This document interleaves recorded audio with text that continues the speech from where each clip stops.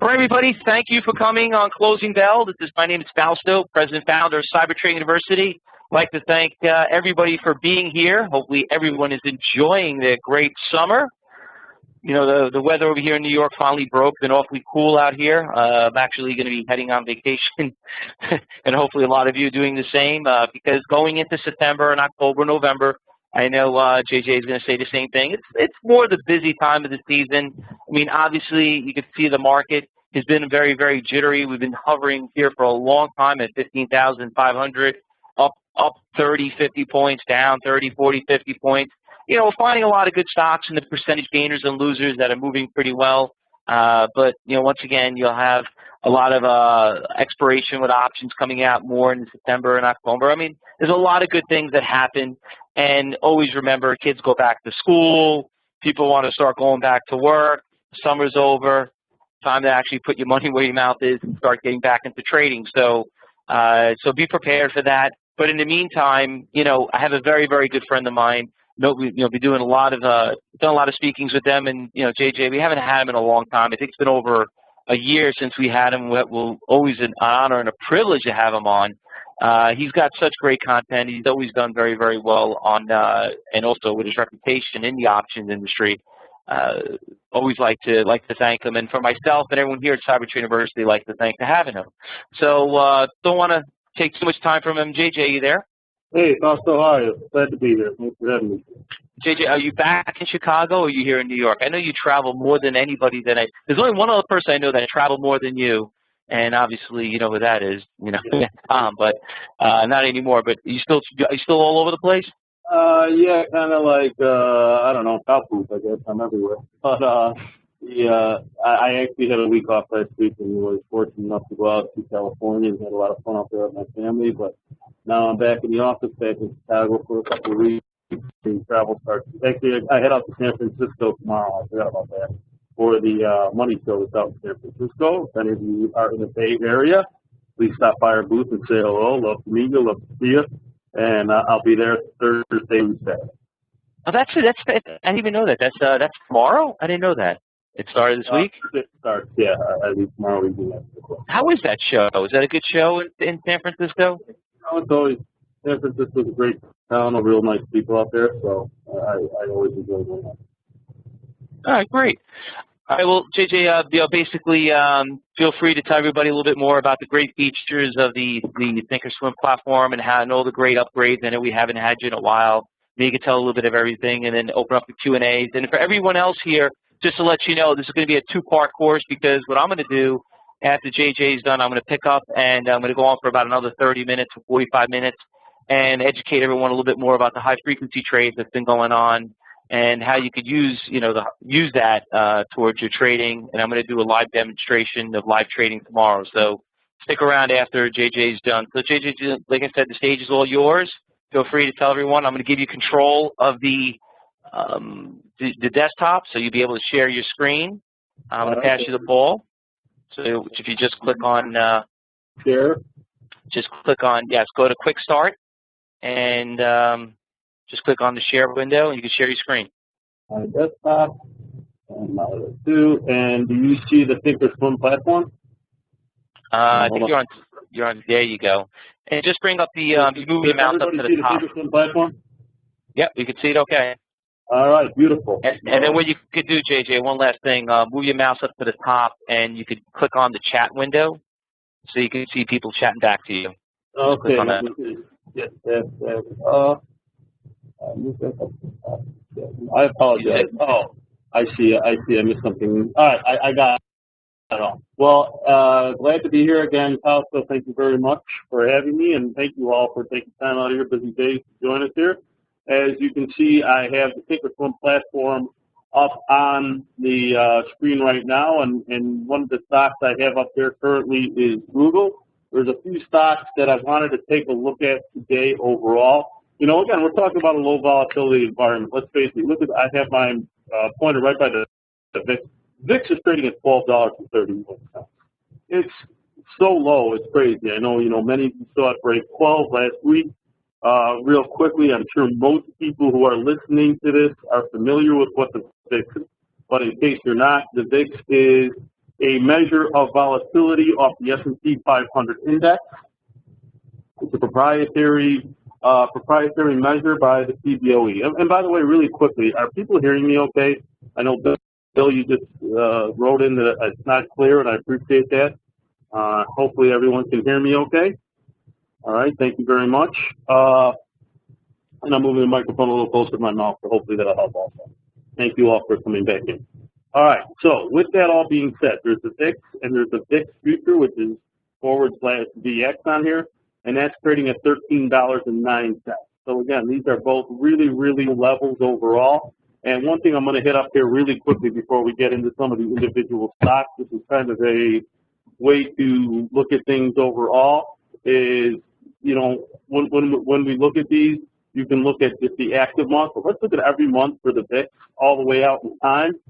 And you can see that in December, the prediction is that the VIX will only be at $17.48. So with that being said, you know, that's as of right now. These numbers are in line with what you see historically. So I'm not necessarily saying, oh my God, we are going to rally so much again with futures. There's some interest rates involved, and we have to take that into account. But with that being said, right now we're looking at $17.48. For those of you who may not look at this, just a really quick way to look at it is just watch the spreads in between the months.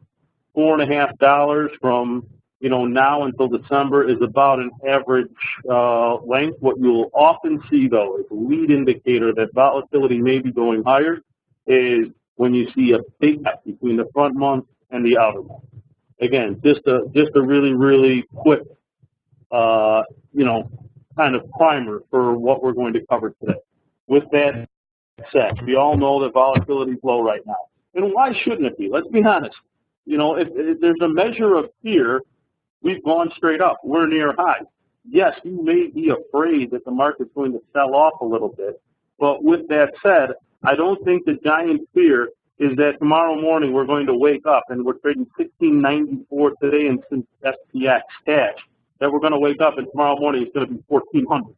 So, you know, barring some crazy event, the market may move down, and even, let's be honest, even if the market, like we just saw, makes a 3% correction, volatility still had a tough time getting over the 15 or 16 level.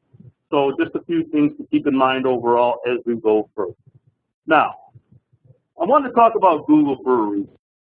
As you can see, I have Google up here. I have all the months. And the one thing to keep in mind for those of you who may not trade options regularly, there is a new type of option that's been listed since last time I had this being on here with y'all.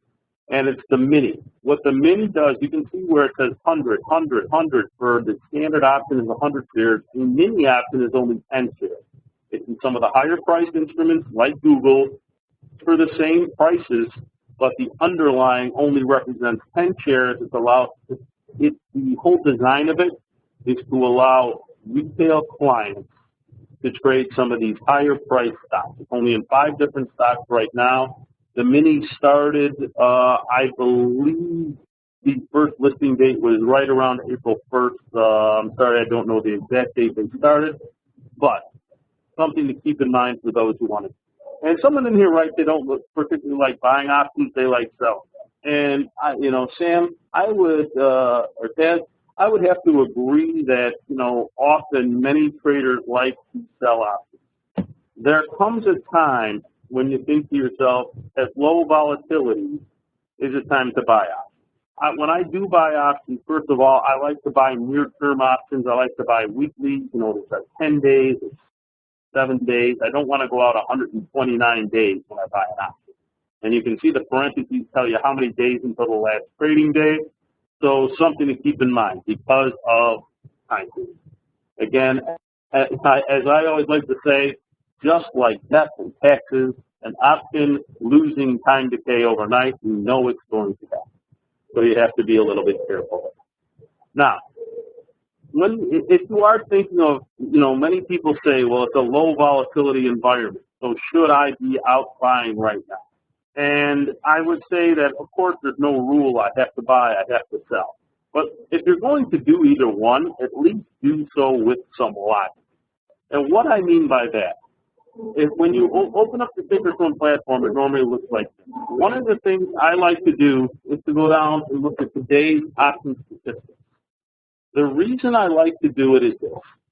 You can see the 52-week implied volatility high, which is 32%, 52-week implied volatility low, which was 13.5%. Right now, Google is trading in its 9th percentile in terms of implied volatility, and historical volatility is trading in its 12th percentile. In other words, these are incredibly low numbers.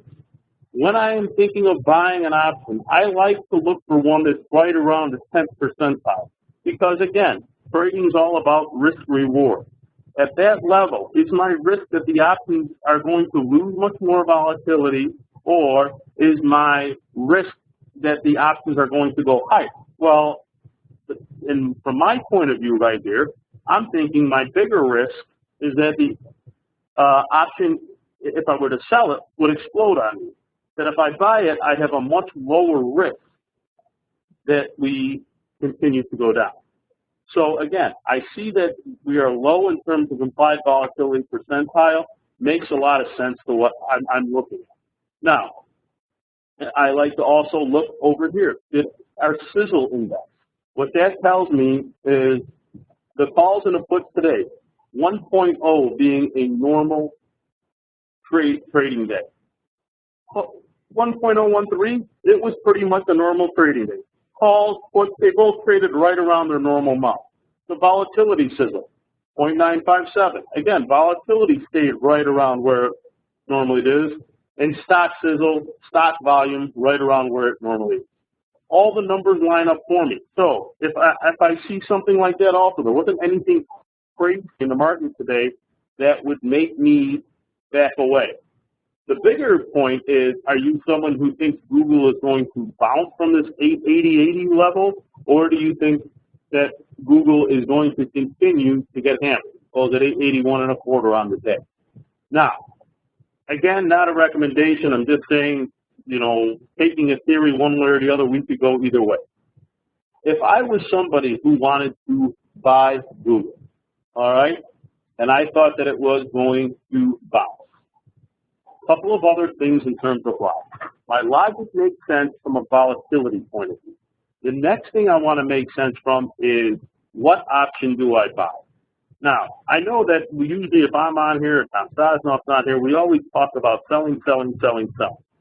Now, if we want to buy an option, one of the things I like to look at for is an option that's already in the money.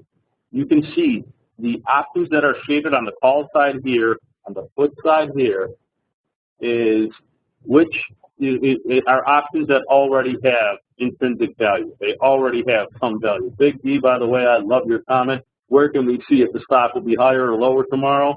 If I knew that, my friend, I would be on a yacht somewhere right now. But anyway, if I were going to buy Google, I would buy an option that already had some value. So perhaps I would think about buying the 880 call. In fact, let's go with the 875. I like that one a little bit better. One of the things I want to show is the theoretical price. The 875 calls right now are trading 1610, 1680. Their theoretical value is $16.45. If I were going to place an order to buy them, I would probably, trading dimes, I would probably go at 1650. I don't necessarily want to go in and buy off. I want to try and buy as close to the theoretical price as possible. So I would go in and try and do that. You can see down below, it would take another 51-cent sell-off theoretically for me to be filled. If I'm not, so what? If I am, I know I got a good price on this option based on where things are trading right now. Now, with that being said, the reason I like it, well, say I did buy this at 16.5.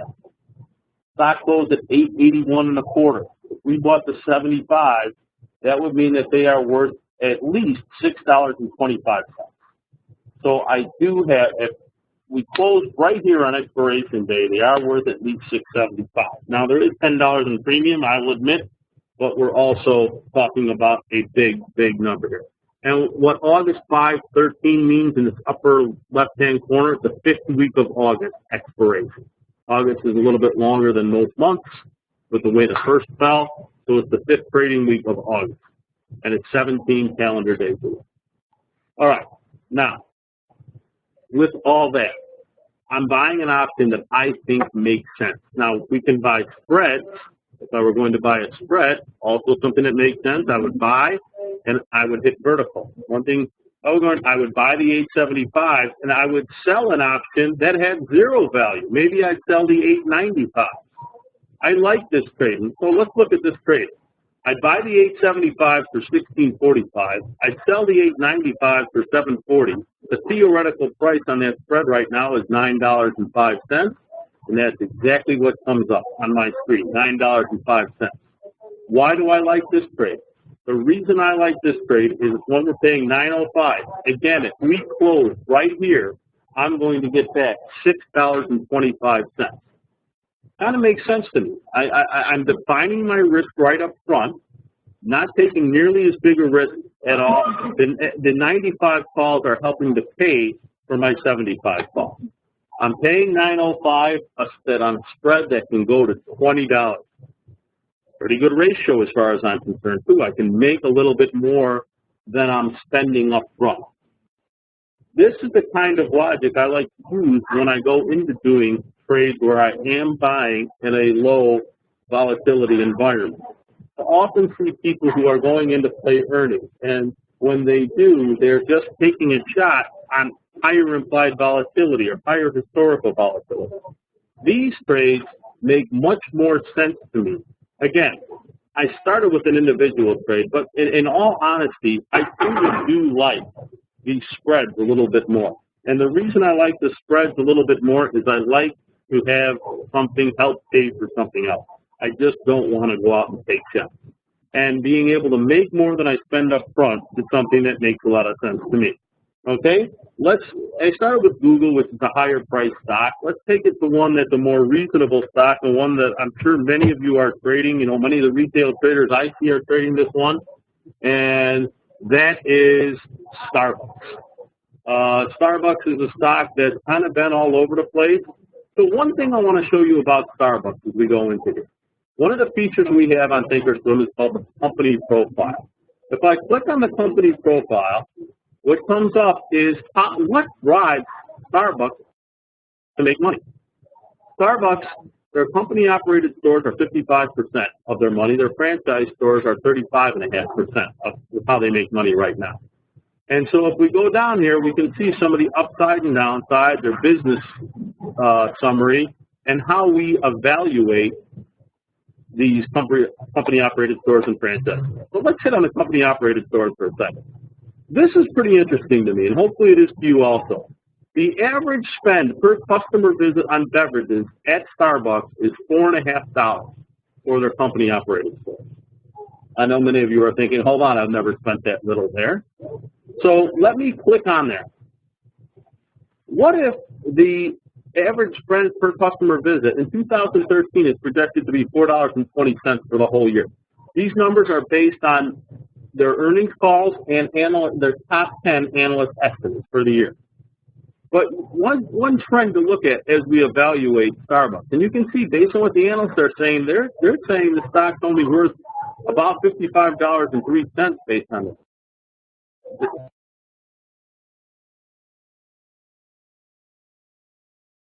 So the spend actually does the opposite, and the average spend goes up. And in fact, the average spend goes up to a level that it's trading $4.80. We'll call it $5.11 by 2019. Now, this becomes a little bit more interesting, doesn't it? And when you do that, you can see that I'm estimating that the stock is worth $72.00. It's trading $72.64. What this tool allows you to do is to become your own analyst. You can say that I don't think those analysts are correct.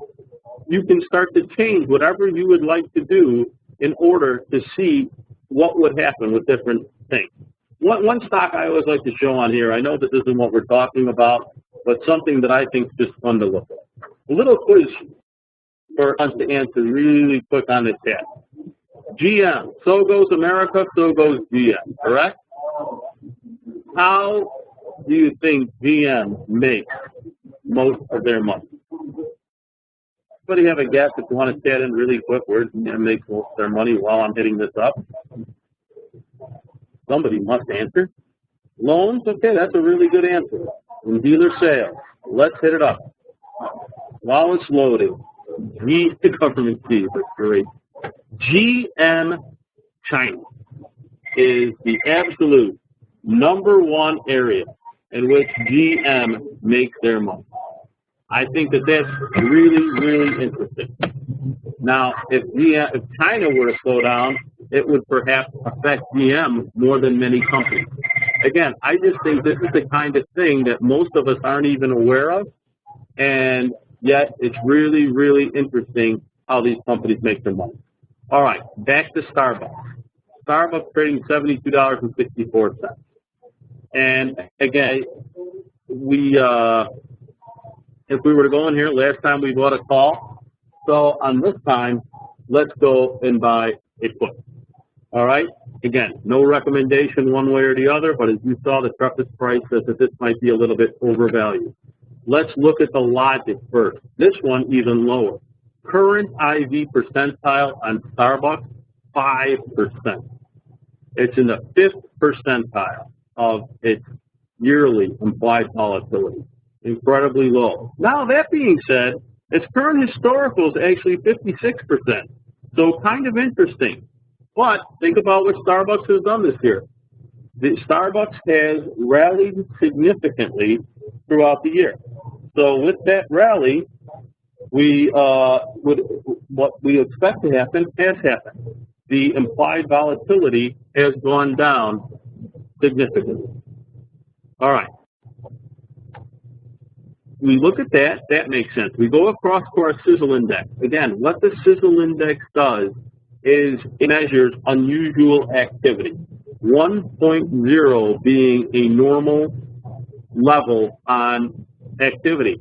0.359 means that today, compared to its last trading days, it only did 35% of normal volume. Call sizzle 33%, put sizzle 41, nothing there. Volatility sizzle makes sense. 96%. In other words, the volatility stayed at a normal level that we've seen recently. Stock sizzle, the volume was only about 84% of normal, and put call ratio 0.57 tends to be fairly normal in a stock like this where not much is happening overall. All right, now as we look at that, all our logic makes sense. If we do think Starbucks is going to go down, this is a stock that's a little trickier. I talked about the fact that I normally like to, if I'm going to buy options, buy them in the short term. Well, August is only 3 days away. That seems a little bit too short term to me to be making a play on this. So what I like to do is go to September. Because I don't have the weeklies, I'll go to September. And in September, again, same logic we've talked about before. 77.5 puts are $5.15. Now again, it's in the money. The stock's trading 72.64. So with that, we know that these puts have to be worth about $4.90 or 86. Actually, it's trading 5.10. Not spending a whole lot of money on premium. So if I wanted to buy those outright, I try and buy them. Probably I would pay the offer here. They're 5.10, 5.20. Maybe try and get the bid, get a little bit of what's going on in the stock. But if I truly wanted them, I'd just pay 5.20. However, let's go for a spread. What spread would make sense here? Well, to me, one that makes sense, if I really do think the stock may crap out a little bit, is to buy a vertical, again, so buying one, selling the other, of the 67.5 put spread. Think about it. Very similar logic to what we did when we bought the call spread earlier. $4.74. How do we get that? We get that by looking at the 77.5 puts at 5.15, the 67.5 puts at 41 cents. It's a miracle. Came up at the theoretical price, $4.70. And one very important thing about the paying the theoretical price if the spread's worth 474 and I pay 474, does anybody have an advantage? And the answer is absolutely not. If you pay what something's worth, no one anywhere has any advantage on you. So this is something I really, really like about trying to do that. Now, with that also being said, someone asks, is there no volume today at the 77.5 put strike? You can see there was little volume overall today in Starbucks, and that's why I went back and showed that, you know, if you look at today's volume, it's terrible in Starbucks overall.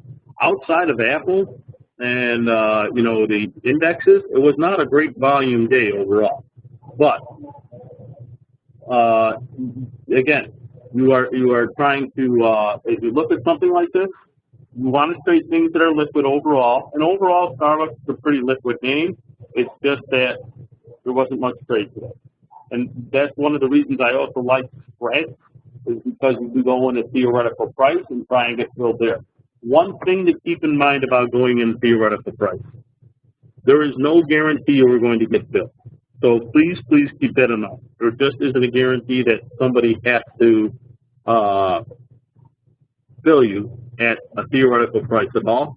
But when you do get filled, you know you got filled at a good price. I'd rather put in orders, not get filled on every one of them. Only that the ones I do get filled on, I got filled at a very fair price.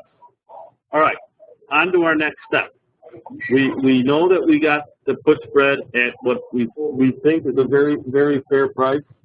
And so with that, we go ahead and we can put the order in. Again, just place it, hit confirm and send the order, and we have something. Somebody asked a great question, and it's Dale. Dale Cross asked why I am doing a put debit spread rather than a call credit spread option. And the reason being, again, look at the current instability percentile. It's at 5% of its implied volatility for the year.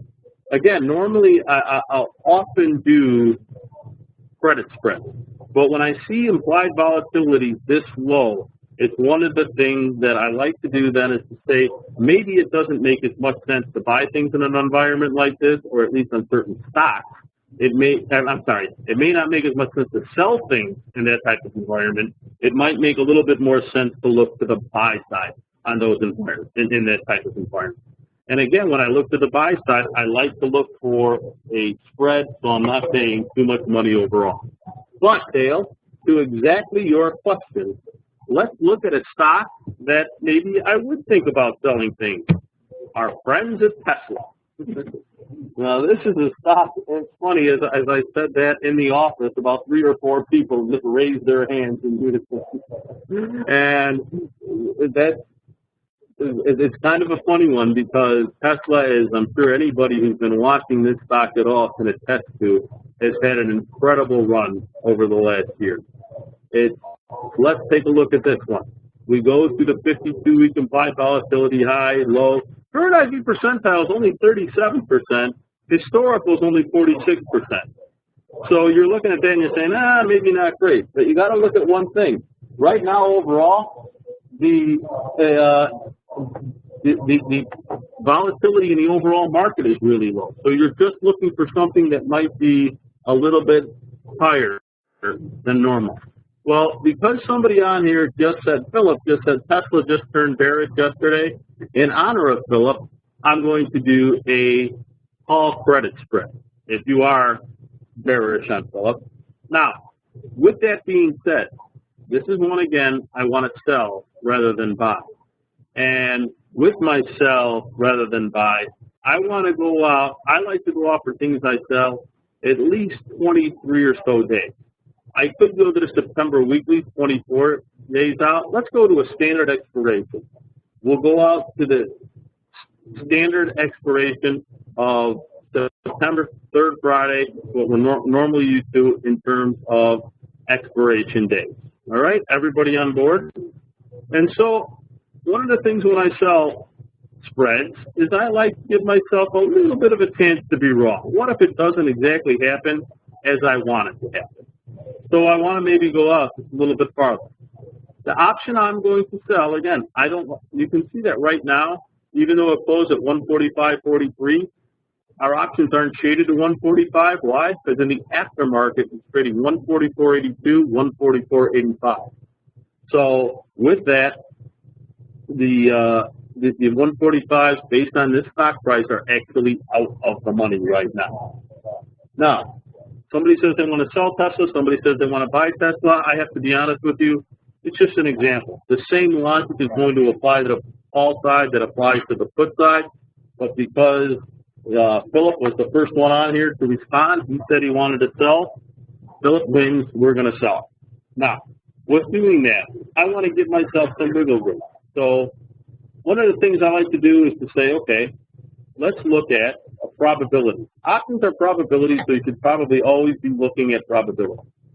What are the probabilities right now that the 150 calls will be in the money on this expiration day? 38.76.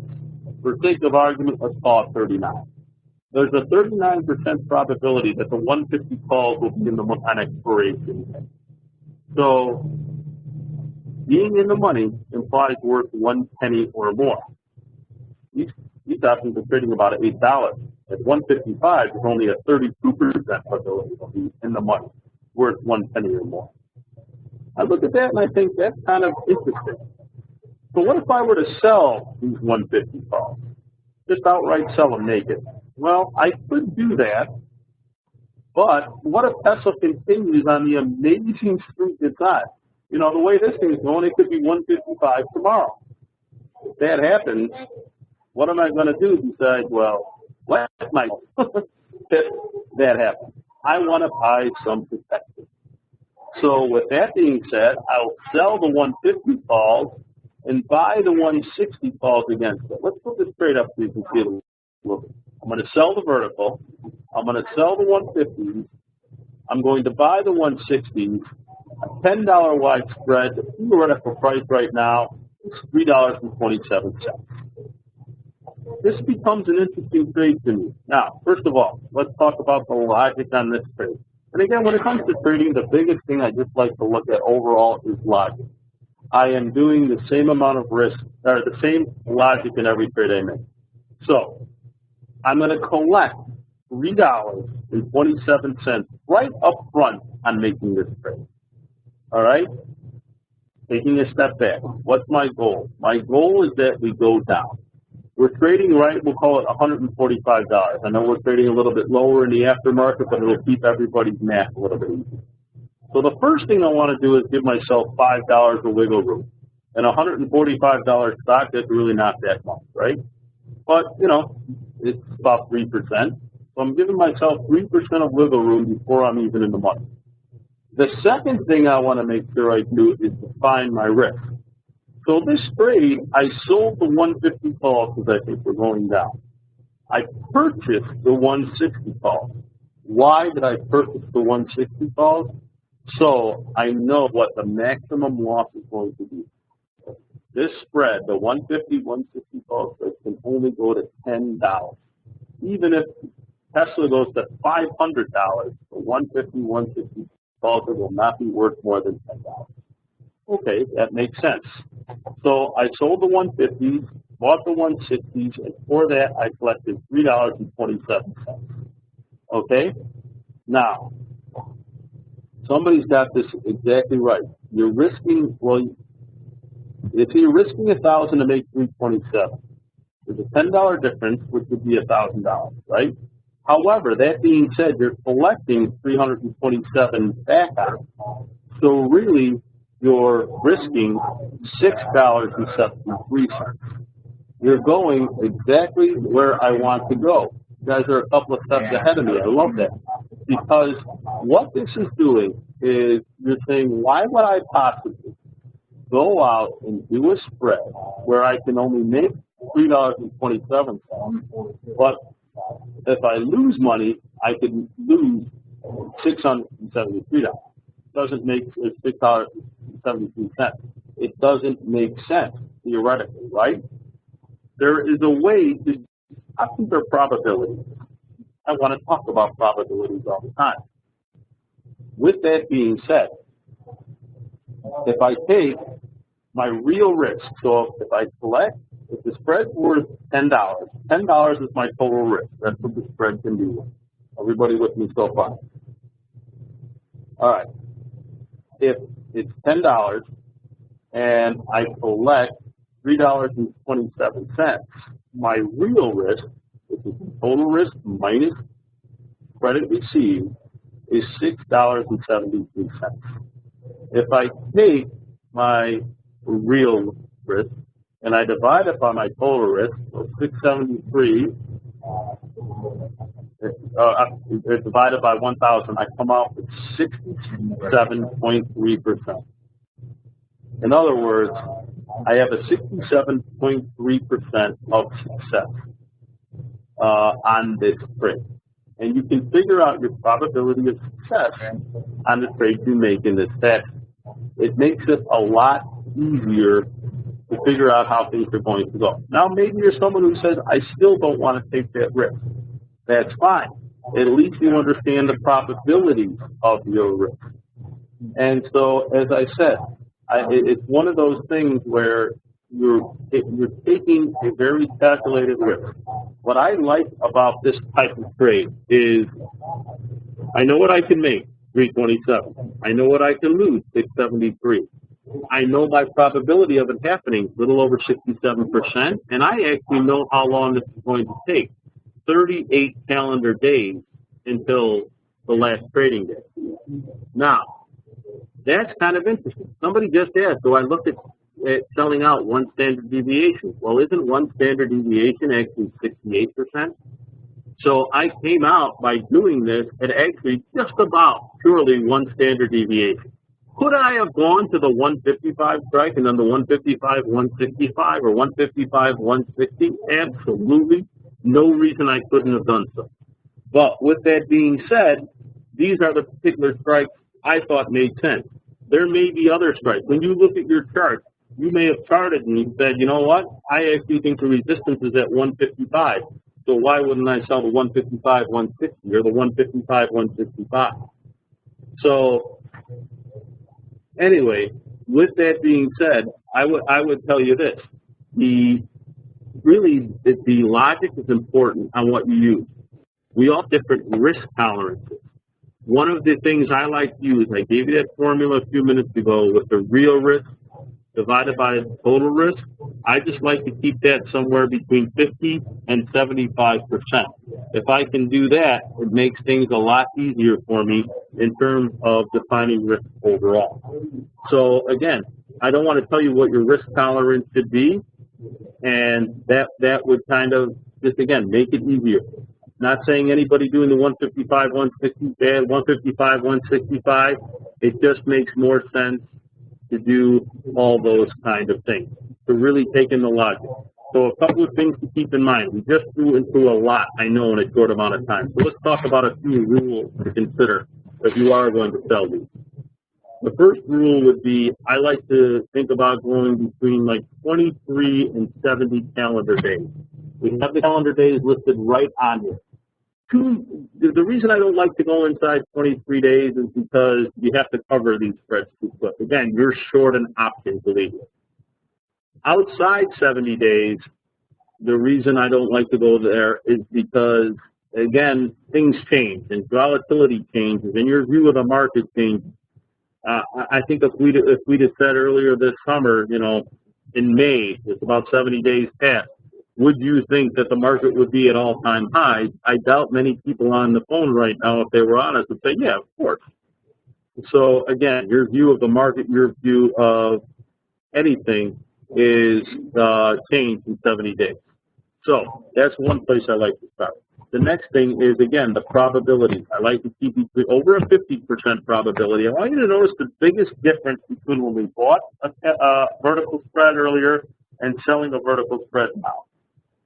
When we bought the vertical spread earlier, if you remember, we bought value. We bought options that were already intrinsic value. When we sell junk. I like to be Fred Sanford. I want to sell you some junk. For you older listeners, I know you get that one, the younger guys do not. But again, you want to sell people some junk. And so you sell things with zero intrinsic value. I mean, we always joke, you sell junk and you buy other junk against it to protect yourself. So you sold something out of the money. You hope that you'd love for Tesla not to move. You don't care that it necessarily goes down. And in fact, Tesla can go from 145 up to 150 and you'll be okay. You might sweat that one a bit. But overall, you're putting on a trade where you want us to go down.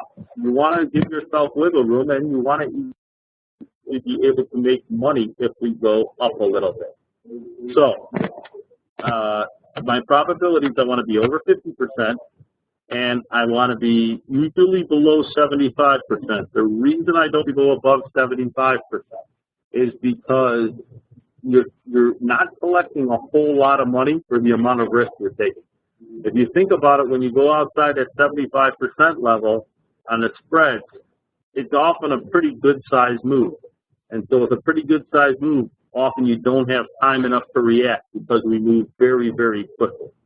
So again, something to keep in mind. All right, so those are the major things. And the last thing to consider is please do spreads on stocks where there is decent volume every day. Someone asked, how do I know that there's enough volume? And I would usually say to people, think about this. If you were in a seminar like this all day long, but it wasn't about the market, it was about something else. And with that, you didn't hear anything about the market. And a stock like Tesla was down 10%. Do you think you'd hear about it? I'm pretty sure it would be on the news at some point as kind of a lead. But if you were sort, like JJ's Bad Mike Company, and that Bad Mike Company was down 10%, you might not hear about it on the news.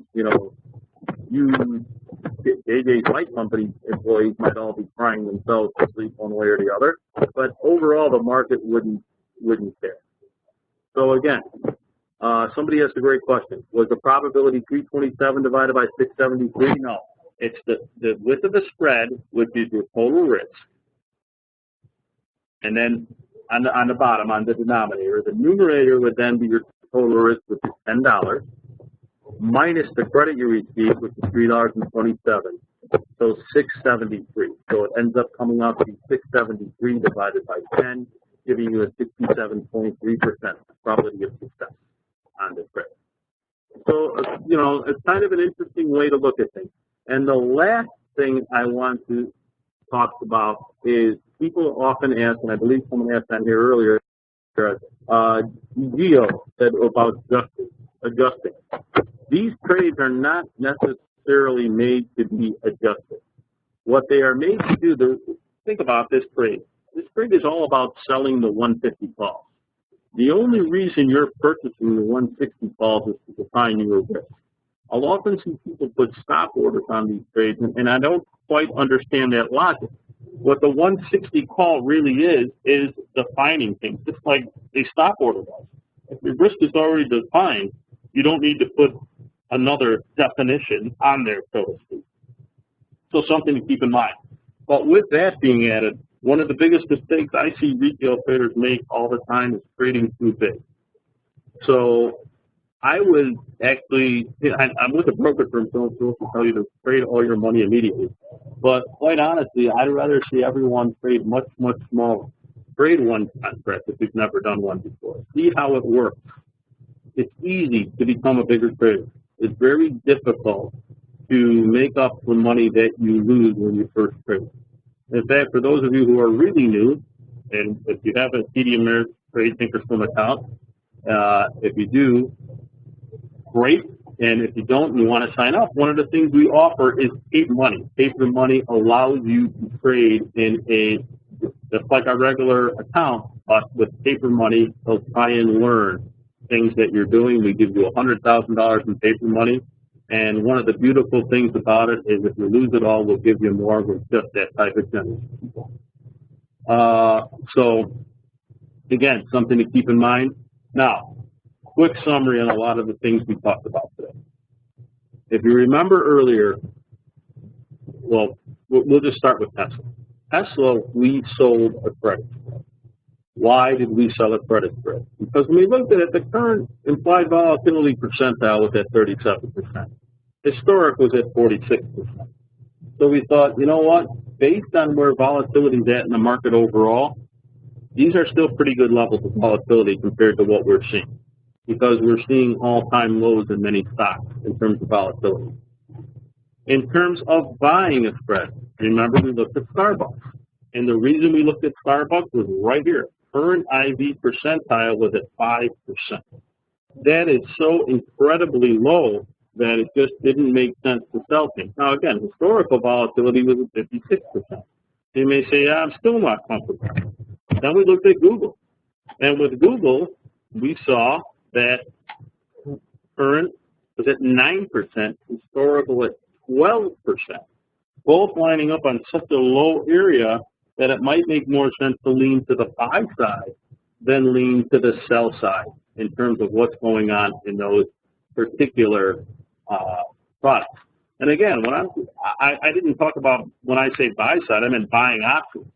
It doesn't necessarily mean buying them to go up. It could mean buying them to go down, buying puts instead of calls. Not really saying which direction to go, but thinking just about the logic of how you're placing your trades. I really, again, everyone has an opinion one way or the other, but at certain times the opinion needs to be based on the logic of how you place your trade. And in a stock like this, if you think we're going down, it may make much more sense to buy a put spread rather than sell a call spread.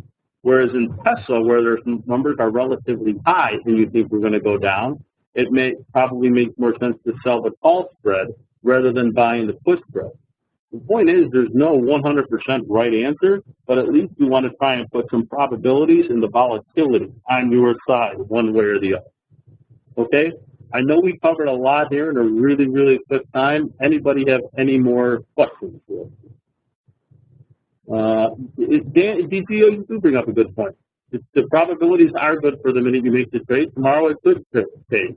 There is no question about that. We again, back to that earlier question where someone said, can your system tell me what the market's going to do tomorrow? Obviously, if we had that ability, we wouldn't share it.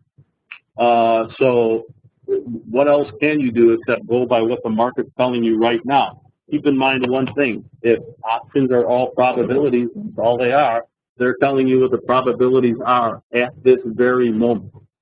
So you have to keep that in mind. All right. Fausto, you want to jump in, or we got any questions or anything? Right here, everything. I always learn something new from you, JJ. It's pretty funny about you saying about that Tesla. I've been hearing a lot of different things about Tesla. Maybe you can let people know. I mean, they're signing contracts. I mean, the stock's been on fire. I saw that stock when they finally beat earnings, and I screwed up that trade because I owned it at like 40, and then it went like 60, and I said I got to get out of it, and look where it is today. But a lot of people are saying that is it a short squeeze? Is it going at 500? Is it going back down? I mean, how could you? Maybe you could tell everyone a little bit more about how you could see a lot of those orders, on that ThinkorSwim platform. I mean, what do you think? Well, I think there's something, again, I talked about that company profile earlier, and I will show you what the analysts are saying about it on the company profile, and you can see how wrong. Somebody said earlier they've been dead wrong. Well, they are on this one too, because they're saying it's worth $68.73. Obviously, it's trading $145.43. So that's really, really just kind of crazy overall. Now, all I can say is Elon Musk is a pretty amazing guy, and he is just done an amazing job here. You can see what the Model S, I just think that the revenue unit of Model S sold is higher than anybody's possibly giving it. You can see that most analysts say that we flatten out right near this $115,000 mark over the next few years. Clearly, he's found a way to do things better and to sell more cars than anybody possibly thought. So, again, it's kind of a tough call because overall, I don't think anybody has a really, really good clue into what's going on there one way or the other. The only other thing I would say is that, we talked a lot about spreads today, so let's just do something for fun. Let's hit up Apple really quickly, only because it's such a widely traded stock. And I don't know if let's hit Tesla. Let's talk about Tesla too. In Tesla right now, I think this is kind of fun to look at. One of the things, you know, you're sitting at home and you're like, boy, I don't know if I should buy it. I don't know if I should sell Tesla. I wonder what everybody else is doing. You can go to our spread book, hit into symbol Tesla, and look at all the different spreads that are in there, right? So I'm just trying to look at one and see if I can find one that's a little bit close to the market to use as a good example. Many of these are kind of further away from the market right now. Again, these are the orders that are left overnight that are unfilled. What you'll find is that most people take their orders out. But I found one right here, this vertical spread. The August 120, 125 call spread. Somebody's trying to get $4.98 for it. The market has it at $4.87. Maybe you're looking at this spread and you're saying, wow, that's kind of an interesting spread. I'd like to do that also. You click on it, you hit create duplicate order, boom, you can just hit confirm and send it with 2 contracts. You are now placing that order. Kind of interesting. Or maybe you're looking at that order and you're saying, that guy is not very smart. I'm going to create the opposite order and do the other side of them and buy that for $4.98. And we always joke this is our favorite type of order here because they get filled, they're happy. You get filled, you're happy. We get 2 commissions. Everybody leaves the winner. Is that just a limit order, JJ? Just doing it that way when you look at it?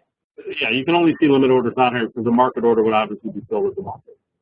So, okay. You know, but again, one of the ways I like to look at this is just to say, what are people trying to do? If we're trying to get an idea what order flow is in terms of options, and you can break it down by the different types of spreads. It's really just an idea and rate. So, you know, we try and always help you with things. Is that new, JJ, or did you just implement that recently? Well, you know, we just put it in our scan tab. It's been there for a while. It was just a little bit harder to see where it was before.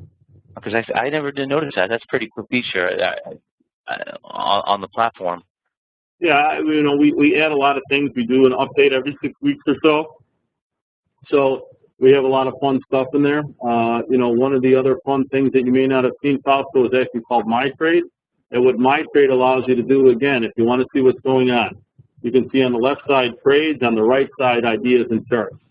The people on the trade, in order to post, this is a trade that has to actually have been made in our system.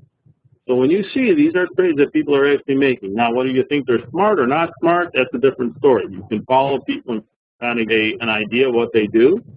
And on the right side, it's just people commenting on things. We really like this, especially the trade side, because, you know, to me, it's kind of like the dating sites.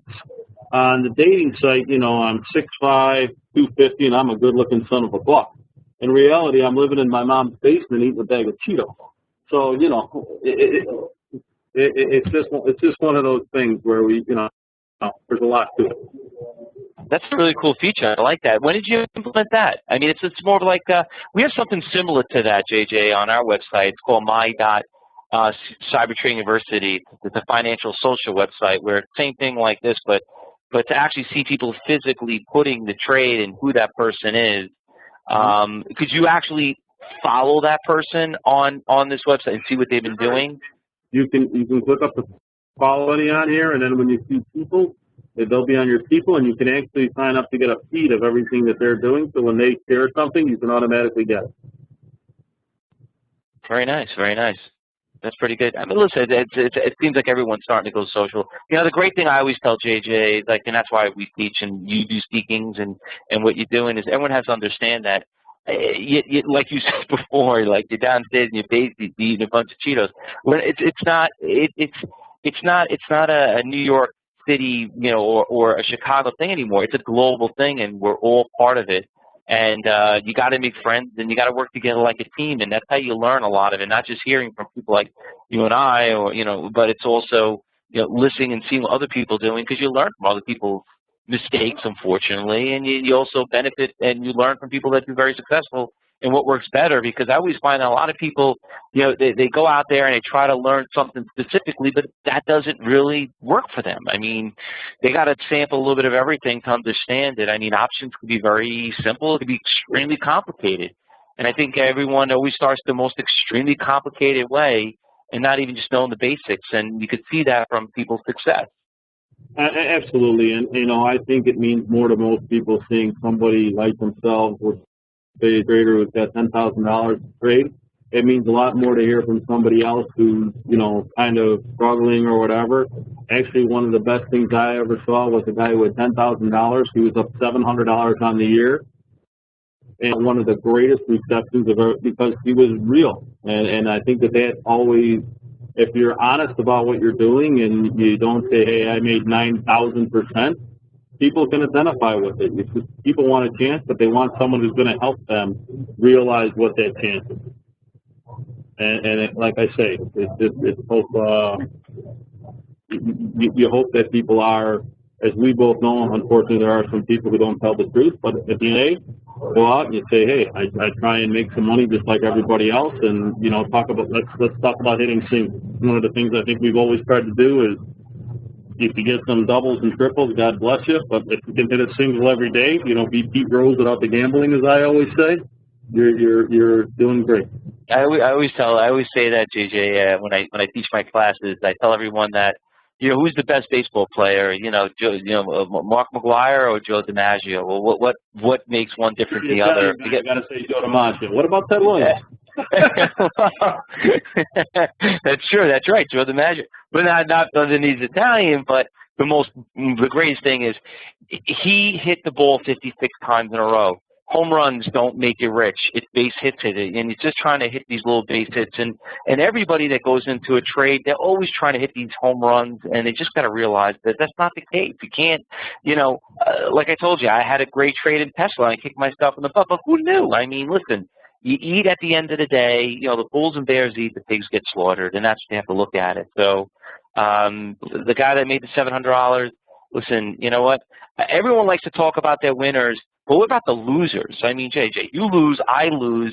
The greatest thing that we try to do is I love to show people losing money because I show what it's like, a true professional, how you control a loss.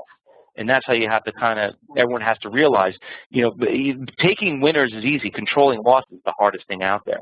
And that's why we talk about defining our risk on every single trade. If you define your risk up front, it sure makes it a lot easier overall. And you just feel things like you're a little bit more in control. Again, it's also why I talk about trading small. So, that's it. And if anyone here, I mean, I know there's a lot of people here. If everyone wants to get a demo of the ThinkorSwim platform, you can go to their website or you can visit us at cybertradinguniversity.com. And you can click on trading software. You can see the ThinkorSwim platforms up there. If anybody wants a demo of it. JJ, we know each other for a long time, and I tell everyone this, that, when it comes to you could see him showing you a demonstration of the ThinkorSwim platform. Hands down, I can't find anyone that there's more people trying to compete against ThinkorSwim and building a great platform. But when it comes to options, I mean, hands down, you guys are like light years ahead of everyone else. Just so many great features and so many great things, and a lot has to do is, this platform was built by traders, and that's what makes this a great platform. So for everyone here, you want to learn more about it, once again, visit our site, get a demo of it, or just go to our site, and you can always get a demo of that too. Any last-minute questions? I don't want to take too much time from JJ. Any last-minute questions? By the way, guys, we're going to be doing a second part of this. I'm going to be picking up after this in about 5 minutes, talking about high-frequency trades. So don't go anywhere after this event. Question here for you, JJ. Is ThinkorSwim going to... About, deltas, et cetera. And so if you go basic price and quote, you can see here, you can customize your quotes, but options theoreticals include. So you can see everything you need to see right here in terms of every trade, the probabilities that I talked about earlier. DG, yes, it's been recorded. Taz, I'm going to talk about high-frequency trades after this. Ted has a question. Is ThinkorSwim going to add level 3 or total view? It's one of the things we're looking at, but as of right now, we are not in the next couple of releases. Just like everything else, we're always looking at it possible. Yeah, don't worry about Ted. Listen, you know what? You could always buy the total view, and I'll tell you right after this event where to get it. You can go right to the NASDAQ website, $15. It's just actually it's easier, it's better. It doesn't type the bandwidth. I know that's always also an issue too, so don't worry about that. I'll show you how to get to that. afterwards. So we provide everything for free on our platform. We don't charge for anything, so we have to make sure that it's going to make sense for us for the amount of trades that we set up. And Yeah, I know. On the last question, someone asked what the letters mean next to the numbers. The last was Q, which is the NASDAQ exchange. The offer is in Philadelphia. The bid is I can't remember the state. Kansas City. So again, the letters are based on different exchanges. We don't care what exchange is coming from. We want to show you the best bid. All right, good. All right, everyone. No, you don't have to log out. Just stay where you are. We'll pick up after that. JJ, any last-minute questions before I let you go? Once again, thanks for coming. It's always been a pleasure. Always look forward to seeing you, and hopefully we'll bump each other again soon. Let me know when you're in New York. I can take you out for a nice fat steak dinner, or maybe a better New York pizza than your Chicago pizza. But you probably didn't know that already. All right, thanks everyone. I appreciate all of you for joining this afternoon. It was very, very nice of you all. It was always a pleasure. Thanks for having me on. And again, thank you all for joining. Thanks a lot. Tell the staff at ThinkorSwim I said hi. All right, everyone. JJ, thanks a lot. Everyone, don't go anywhere. We're going to pick up where we left off. I'm going to start talking about high-frequency trade, and going to pick up and tell you a little bit about how to trade level 2, and more importantly, what's hot moving in the market, how to find these stocks, and going to be doing some live trading tomorrow. So I'm going to talk about learned total view and increase your trading profits. So don't go anywhere. We're going to pick up in less than 5 minutes. In the meantime, everyone, feel free to chat with each other. I'm just going to get the slides up and running, and I'm going to pick up where we left off. Thanks, everyone. Stand by. Don't go anywhere.